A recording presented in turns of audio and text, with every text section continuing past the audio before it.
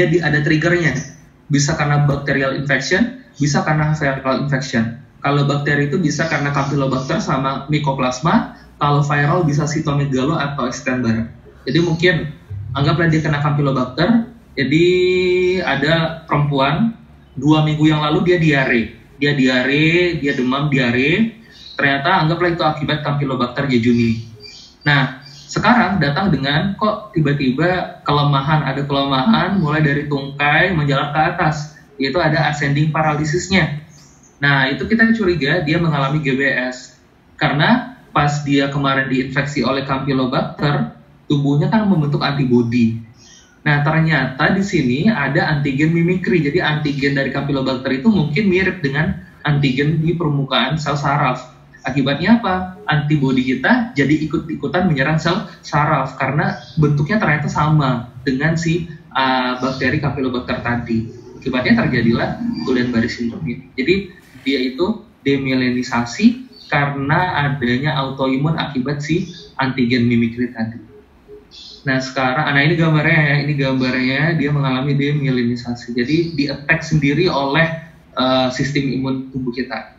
Tuh. Jadi selubung mielinnya hancur atau akibatnya konduksi atau hantaran impuls terganggu dan terjadilah paralisis yang ascending, mulai dari ujung-ujung ke pangkal.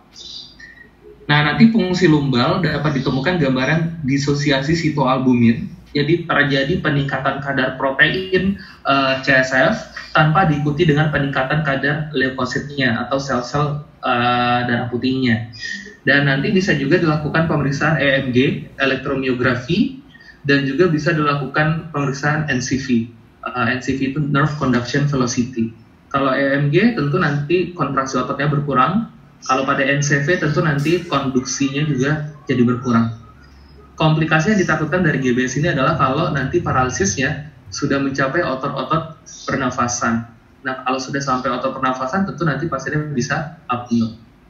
Dan tata laksana kita bisa pakai IVIG, intravenous immunoglobulin. Jadi kita masuk antibody yang bicara antibody tadi. Jadi antinya antibody. Gitu. Jadi pakai IVIG. Atau bisa juga dengan plasmaferesis. Jadi darah pasiennya kita cuci dulu, plasmanya dicuci, habis itu nanti baru dimasukin lagi. Jadi ya antibody tadi kita keluar. Nah itu untuk GBS. Ada pertanyaan tentang GBS. Jadi kalau GBS ini tipikal soalnya adalah dia habis ada riwayat infeksi sebelumnya.